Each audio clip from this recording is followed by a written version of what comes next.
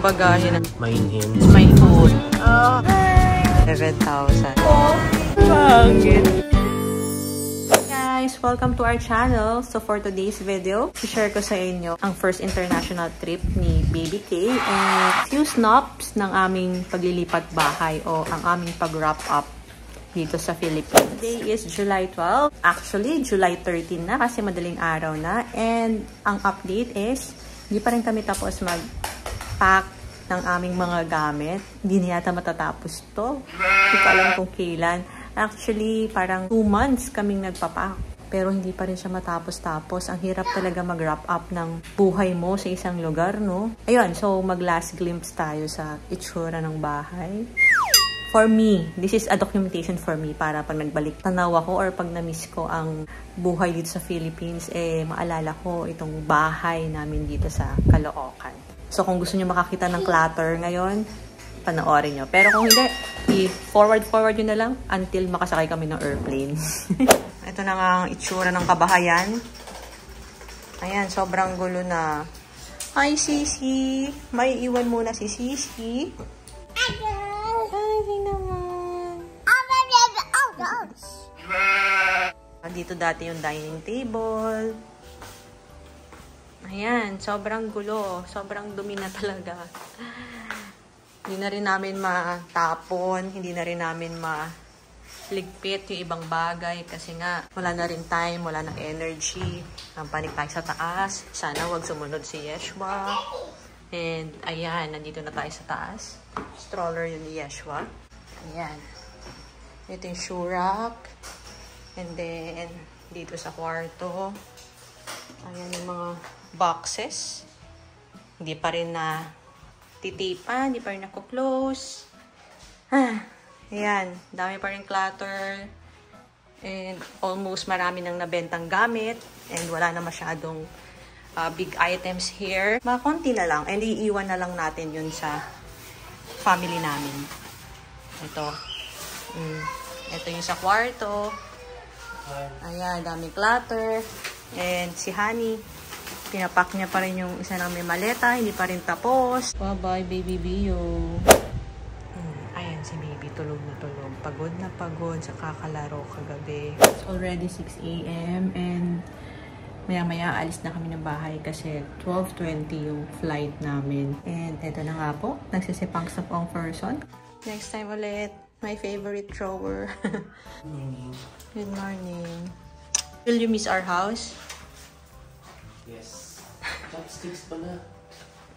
May baon pa siya bago umalis. Ayan, sobrang cluttered na. Bye, Cinnamon. Yun na, paalis na talaga kami. Finally. Ayan. Wala na yung playpen dito. Wala na. Bye-bye, house. Thank you for being part of our more than 2 years here. Thank you. Till we meet again. Bye! Tara na! See you, Canada! Ayan, nandito na kami sa NAIA Terminal 1. Ito ang aming bagahe. Bye! Bye, sis! Oh, ito na. Gulong-gulo kami. Ito ang aming mga dala. 5 box. Ang ganda na lighting dito, oh. Ganon, oh. Hanggang ngayon, di pa rin namin alam paano kami papasok, oh. Going in! Ayan yung bagahe namin. So, diba? Haggard. At ito si Yeshua. Opo.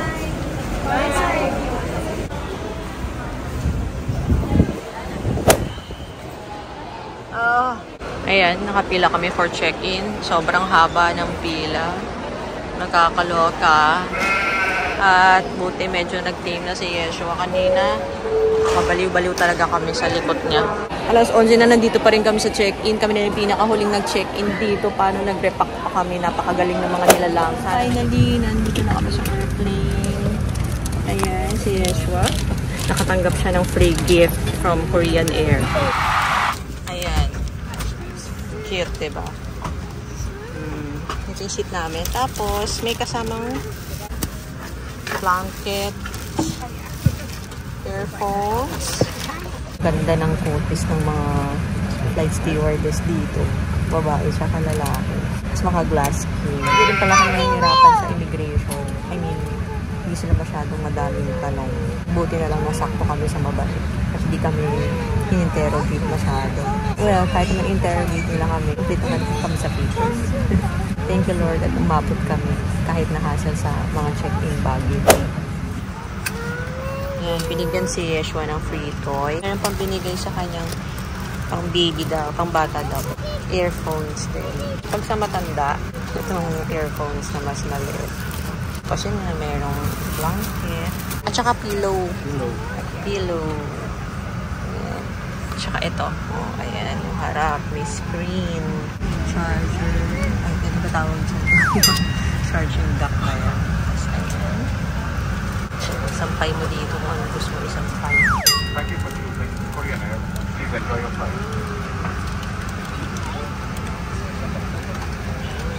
Oh, look at the leg room. Malaki-laki, oh. Meron nga lang gamit sa iba pa. Hi! Hi, Snow. Say hi, Snow.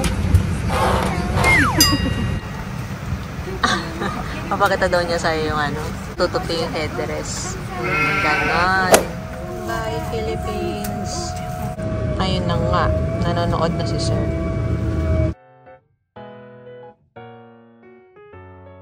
Serving na ng lunch.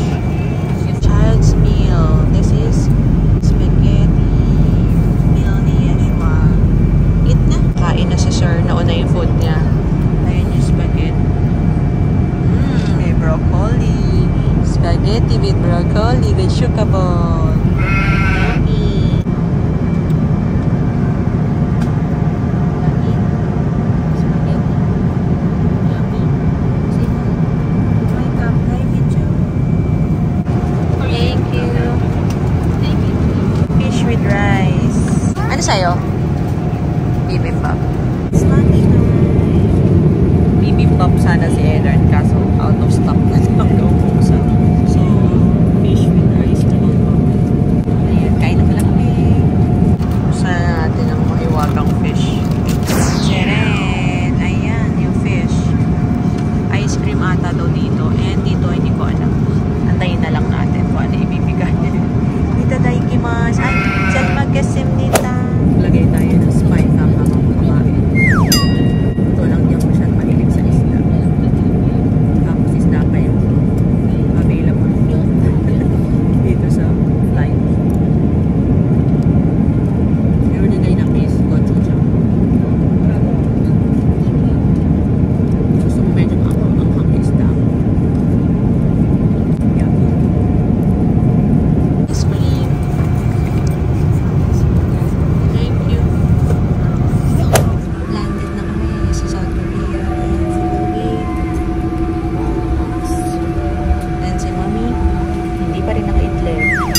Nilagay na namin sa bag yung headset kanina.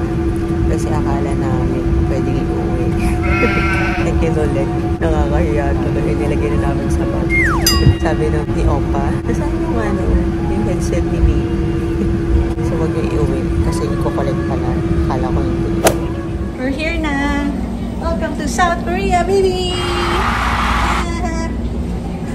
Connecting flight namin dito. I think 5 hours kami mag-stay dito bago papuntang Vancouver. Dito na, inaantay namin yung mga stroller. Here's a stroller, naka-plastic siya. Pagkababa, bababa siya dito sa may area. Go na, Dad! Get it! Welcome to Korea!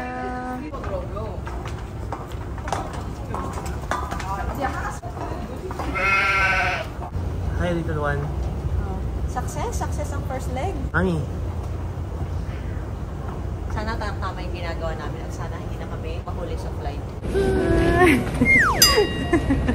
Ang pangit. Naghahanap kasi ng... Nabas! Nabas! Nabas! Kainis to.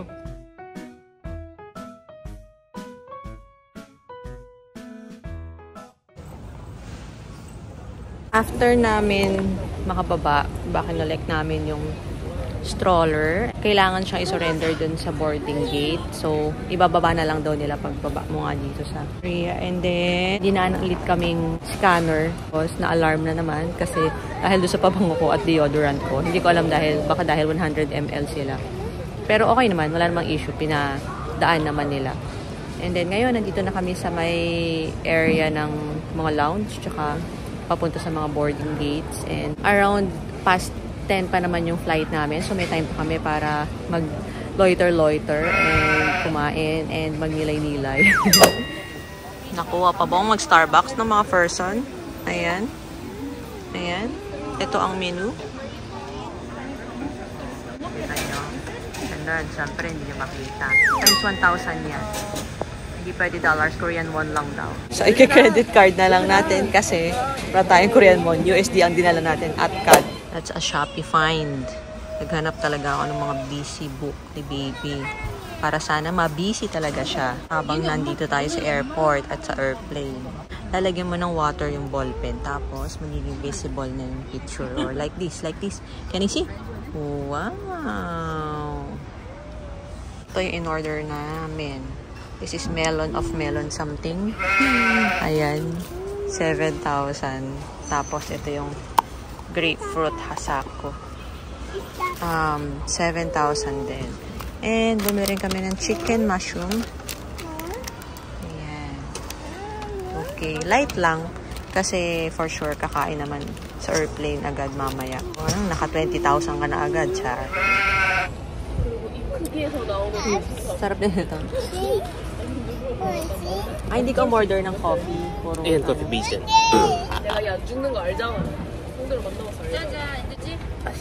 Sour? Mag-story time tayo habang kumakain tayo dito. So, anong nangyari kanina, maaga kami dumating. Actually, hindi naman na masyado. Maaga pa rin yun, 8:30, 8:40. Tapos, may 5 boxes kami and isang maleta. Kasi, diba, dalawang 23 kilograms yung check-in. Then, nung mag-check-in na kami, pinabawasan sa amin yung mga carry-on namin. Kasi, ang reasoning daw is parang ang dami. Ganon. Ang dami or baka daw masita. So, mas malaki pa daw babayaran mo pag nandun ka na sa airplane kapag pinigilan ka. Kaya yun, so haggard, hindi namin alam kung anong gagawin namin. Hindi namin alam kung ipapaiwan na lang ba namin sa family namin kasi nag-aabang pa rin naman sila doon eh. Hindi pa sila umaalis. And naisip ni Enard, ipabox na lang daw. Hindi meron pala ganun sa airport, maliban doon sa wrapping. May mga boxes na rin sila. So, minax na lang namin yung iba. Pero syempre, hindi mo na masyado ma-organize. So, there's a chance na baka nagkadurog-durog or may nasirang mga gamit doon. Well, sana wag naman. Halos kami na ngayon last na nag-check-in. Tapos ang binayaran namin for the extra luggage is $200, which is 11,600 something. Sabi ko nga, sana nag-extra na pala kami nung simula pa lang. Kasi namin alam paano mag-add. So, nag-aalala kami na kung dito kami mag-add is hindi naman i-accommodate. First time kasi namin in-accommodate naman. So, pakagat naman.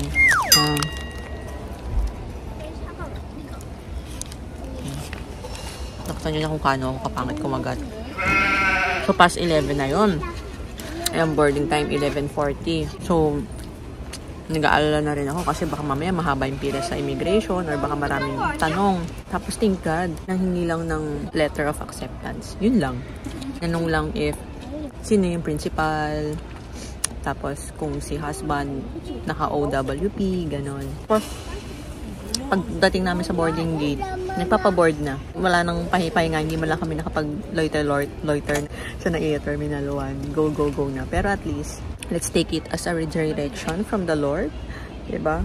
Baka kaya nangyari yun is, ang kapalit naman is flawless tayo sa immigration. Diba? Okay na rin. So, ayun, ngayon waiting kami sa Starbucks kasi may layover kami dito sa Korea. 5 hours ata yun. So, kain-kain muna kami dito and tingin-tingin. Ganda ng mga chairs, ano. Tapos may charging kineme pa yan. Masama kayo. What? We're home! Bigo kami makakain ng mga odeng at tokboki. Plano palang ganap dito pag connecting. Puro parang coffee shop na lang dito sa Korea. Mali kami ng technique doon. Akala namin meron pa kami maluloiteran dito na kung ano at makakainan na kung ano. Oh well, so nandito na lang kami sa parang waiting area na mukhang makakatulog ako kasi meron pang patong ng paa.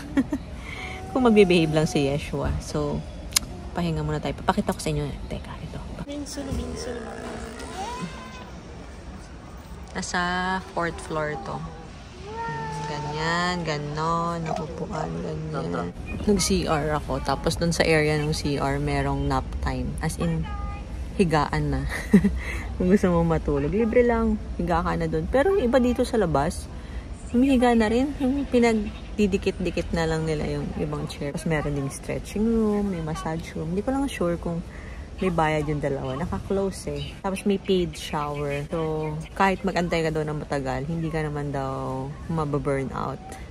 Ganda. Parang di mo na kailangan ng pumunta sa mga lounge na may bayad, diba? Good job, Korean. Nandito na kami sa airplane, Seoul to Vancouver. And parang medyo maliit yung legroom ngayon ng aircraft compared sa kanina. Ewan ko kung feeling ko lang yun o totoo talaga. Iniwan ulit yung stroller before boarding, and pagbaba daw sa gate, makukuha na agad yung strollers. Hindi siya sa carousel, makukuha sa pagbaba ng airplane or dun sa gate. And ang meron ngayon is meron pillow, meron pa rin kumot, and ayan, meron ng water. Merong ganito, hindi ko lang sure kung ano to, buksan natin. Ano to? Chinelas? May chinelas. Oh, para mai-relax mo yung paa mo. Tapos may toothbrush and toothpaste. Kasi 10 oras ka daw na nakaupo dito. So, brush din ang ngipin pag may time. Ayan. Dahil inip na si Sir, nilabas na natin yung isa pang ng toy. And busy book. Galing rin sa Shopee. I-post ko na lang lahat ng links ng mga items na binili ko kung gusto nyo rin bilhin. Yay! Binigyan ulit siya na number 2 toy. Pororo! Here. Oh, diba? Open daw. Tapos, syempre, may earphones ulit. Ayan. Na hindi naman pwede pala iuwi. Tapos, kung nag-request kayo ng child meal para sa toddlers nyo or sa kids nyo, usually una silang sinaserve bago yung mga adults. Hindi na tayo nakatiis. Nagchinelas na tayo. At pagod ng ating mga paa. Here's Yeshua's first meal. Kaso tulog pa si baby. So mukhang ako magpa-first meal dito. Oh, ito yung chicken barbecue. Meron na naman siyang broccoli, tomato, at may croquette. Walang rice. Parang ang sarap ng mga food ngayon. Ang sarap po yung brownie. Sarap din yung chicken at saka yung croquette. Tapos may banana milk. Siyempre, para kay Yeshua yun. Hindi natin agawin. Yung food na nilagay sa'yo? Pork rice. Pork rice with soup.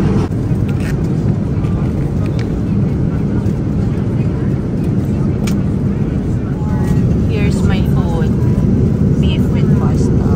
Tapos may mga crackers. And dressing for the salad. And dessert, cake. And ito, ano ba ito? Palaman ata. Yucks. Ito, kay Yeshua to.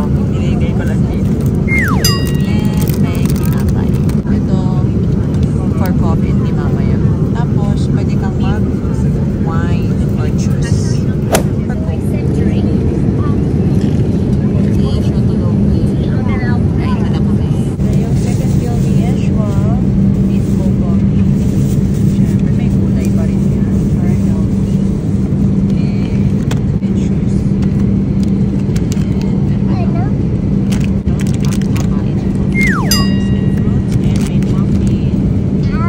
Sabi niya, oh no, ayaw ko kumain.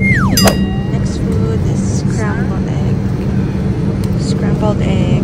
May honey, ganun din. Scrambled eggs. Hi, Han. Good morning. Yeshua, good morning. As usual, pahirapan kumain. 1.5 hours na lang. Sa Vancouver na tayo. Buksan na natin yung food. Akala ko merong ice. Wala pala. And ano ba to? Baka dessert. This one. And fruits. And coffee. And pineapple juice. After this, nilipat naman kami ng WestJet for Vancouver. Doon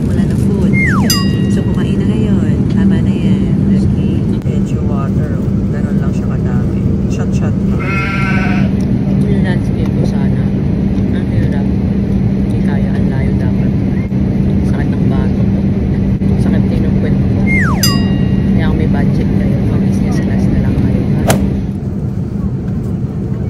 Welcome to Canada! Landed at Vancouver International Airport. Gusto ko lang ipakita yung pag-change na yung time. We're now here at Vancouver. Welcome to Canada! We're now collecting our baggages. Nagdaan muna kami sa kiosk para i-scan yung passport namin. And then, ngayon ko collect daw muna yung baggages before magpunta sa immigration. Ayan, kinukuha na ni Enner na aming napakadaming baggages. Ayan, kuwaan ng baggages. Ito na yung malet. Ayan, magpapaporter ulit kami. Sinilil kami ng $40 kasi kada tatlo daw, $20. Pero pupunta muna kami sa immigration, then mag-check-in ulit kami sa WestJet after.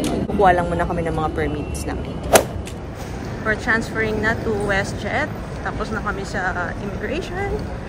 And ayun ang aming bagahe. Nag-porter kami. Yes, na-approve po ang aming permit. Yay! Thank you, Lord. So, eto na. Punta na kami ng WestJet for our last flight. We're trying to explore at makahanap ng kakainan. Cap à destination de Edmonton, dont le départ s'effectue à Say hi partir to de the la airplane. porte B17. Hi, airplane! Welcome to British Columbia. Let's go!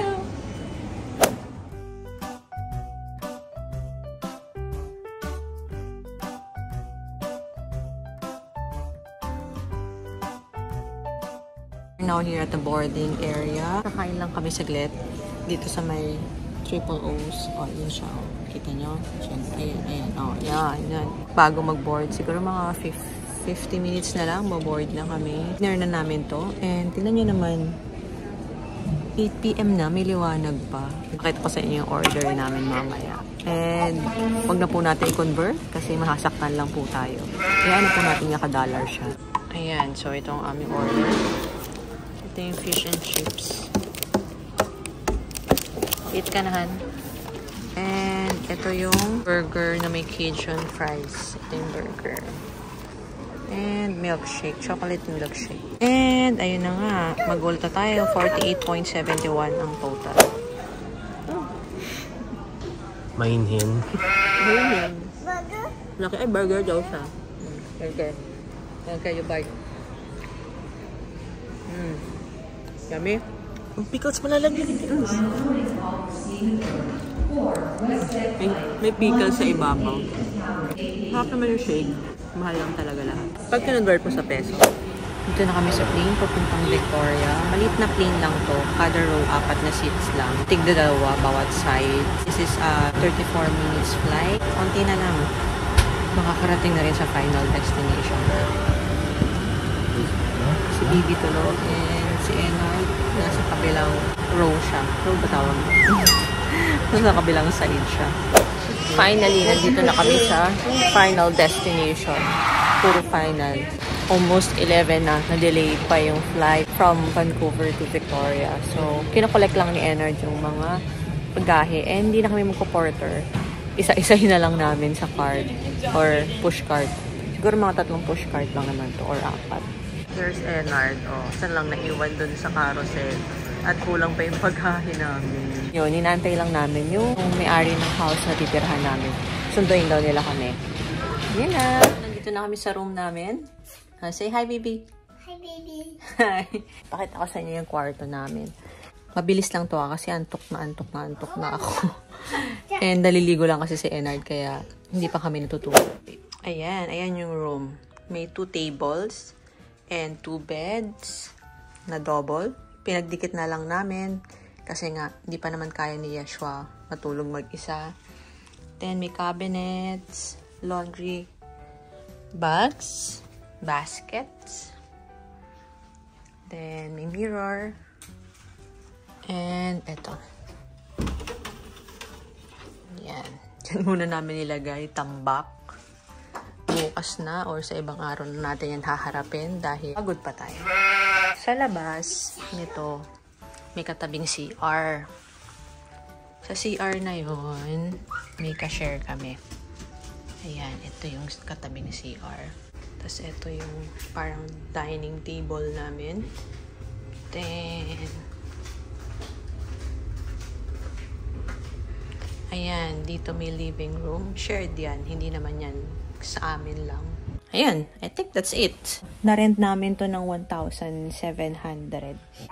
Tingnan natin kung magiging okay kami for the coming days. Kung kakayanin ng powers kong i-manage si Yeshua while may ka-share. Why not? Mag-hi daw siya ulit. Hi! Okay, good night. So, that's our journey from Philippines to Victoria. Medyo magugulo lang yung ibang video kasi nga haggard na tayo kay Yeshua. But, I hope may na-share, may napulot kayo kahit konti sa experience namin dito. Ang ma-highlight pala ng travel namin na to is kahit na na-haggard kami dun sa mga baggage kasi nga sobrang higpit dito sa Philippines. Sobrang blessed naman kami sa mga immigration officer kasi wala sila yung mga mahihirap na tanong. Parang mga basic lang.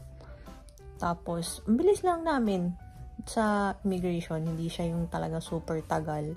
And then, hirap talaga mag-travel with a baby or a toddler. So, ihanda nyo talaga yung katawang lupa nyo. And, bukas, panibagong araw naman. Feeling ko magpapahinga muna kami ng buong araw. Then, planuhin ulit namin ng buhay namin for the coming days.